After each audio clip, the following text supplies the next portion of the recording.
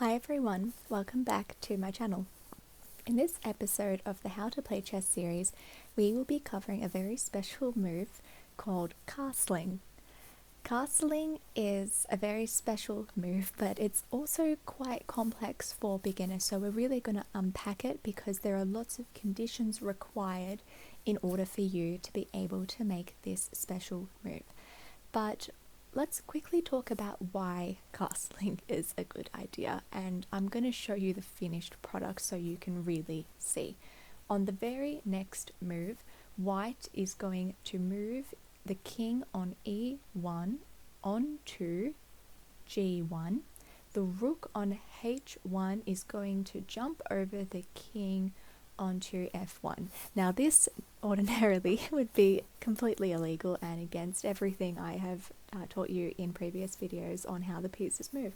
And now let's just say black's next move, the king on e8 is going to castle queenside as opposed to kingside. It is going to move two squares here to c8, and the rook is going to actually jump over it, and it's going to finish on d8. I know that was a lot to take and it looks very strange, but I promise the more you play chess, the simpler it will become, and the more you will just think about it on default. You won't even recognize that it's a strange move. But why might you want to do this? Maybe let's cover that before we talk about what and how. Why might you want to do this? Well, if you look at the board position, we can see that both white and black have moved some minor, and in black's case, they've moved the queen out. The pieces are starting to start the battle for the center of the board and gaining control, and there are going to be some trades very, very soon. I think from the very next move, it's safe to say we're going to have some captures. When you think about chess and the overall goal, you want to defeat your opponent's king, you want to gain material, you want to weaken your opponent by capturing major pieces and by creating a situation where you're trapping the king. King safety should always be at the forefront of your mind. And castling, and the absence of castling, is a very key part of it. What you've actually managed to achieve by doing this, both white and black, is you've actually tucked the king in the corner and there are pawns in front of it, and that's very, very important. And there's actually an additional benefit here. The rook, as I have discussed previously, you might remember that the rook moves vertically and horizontally as many spaces as it would like to move, provided there's nothing in the way.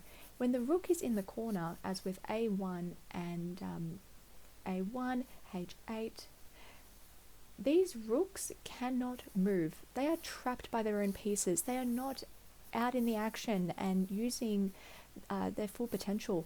Now what's happened through castling is both white and black can move their rooks, only slightly, but eventually they will get them into the action and be able to reach their full potential, move quite a bit away and make some captures and essentially create threats as well.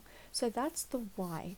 That's why castling exists. But now we have to talk about when you can castle. What are the conditions? And I'll go through this slowly just to make sure we get them all. So if I go back now before the castle moves, and we're going to first talk about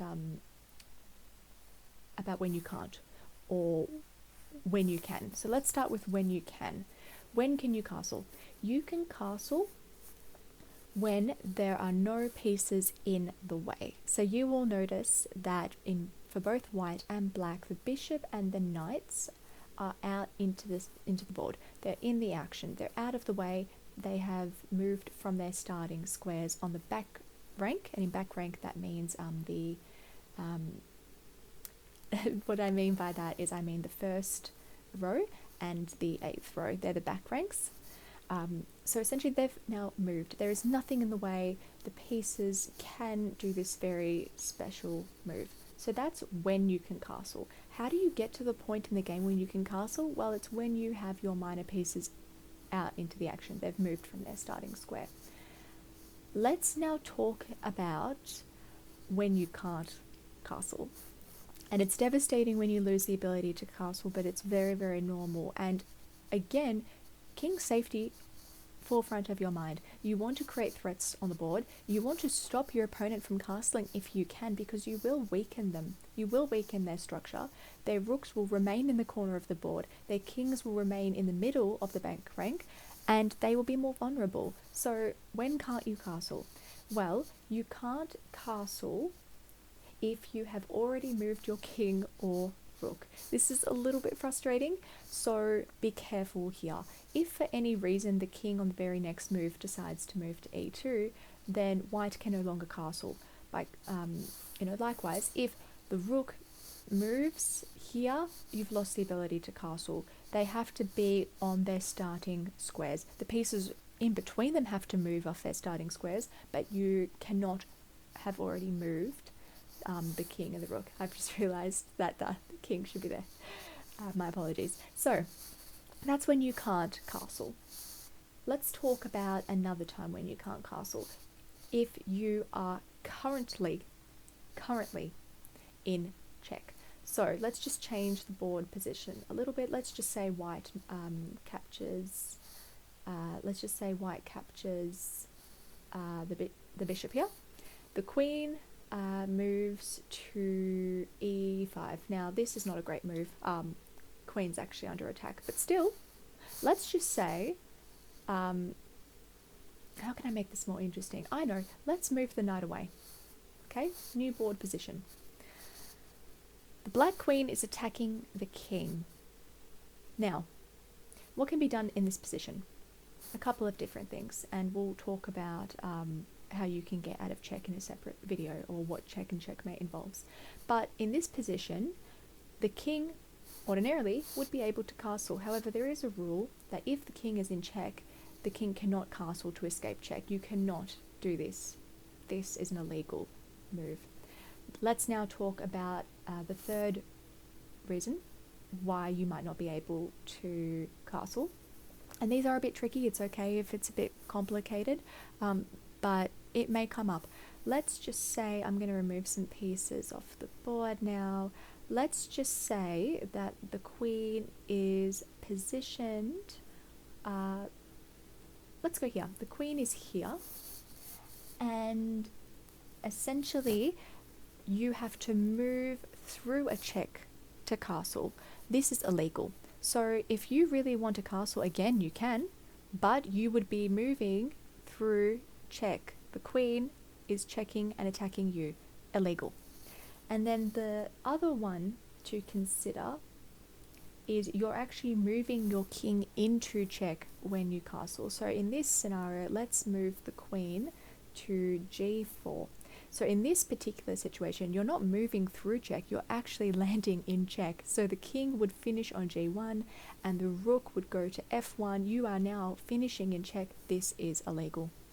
So let me quickly sum up that for you, because I know I just covered quite a bit of content there. So you can castle when you have no pieces between, they are off their starting squares, and the rook and the king are essentially untouched. They have not moved from their starting square. However, please consider, if you are currently in check, you cannot escape check by castling, nor can you be in a situation where you are actually moving through check, or you are ultimately landing in check. I know that's quite a few things to remember, but please make sure you do this. Now, if you're playing in a tournament, then there might be someone watching you. Someone can raise that this is an illegal move. When you play online, it will tell you. You automatically will not be able to make these moves. I have a set up board position, so it's a little bit different, but in a normal game of chess, at least when you're playing online, you will be notified. You will be able to see it's an illegal move. You won't even be able to move your king there. So that was a lot to consider. I'm sure this is a bit of a long video, but in summary, I really want to talk a little bit about the why and the what. So why we want to protect the king, we want to bring the rook out into the action, you should consider kingside castling, so moving on the king side. Black would have to move the bishop and the knight to castle kingside, so likely it has the option to castle queenside. Definitely consider it. Again, king safety, getting the rook out into the action. It's a really, really great position to be in. And I know for me as a chess player, I always feel like I can take a sigh of relief every time I've castled, knowing that I am protected by pawns, and I'm just feeling much more confident about my overall position once I have castled. Do take into consideration the limitations, but don't let that stop you. Think about how and when you should castle, remembering that taking control of the center, getting your pieces out into the action should be your priority, but please make the most of castling and make that move when you can. Thank you so much for watching, and I look forward to seeing you in the next one.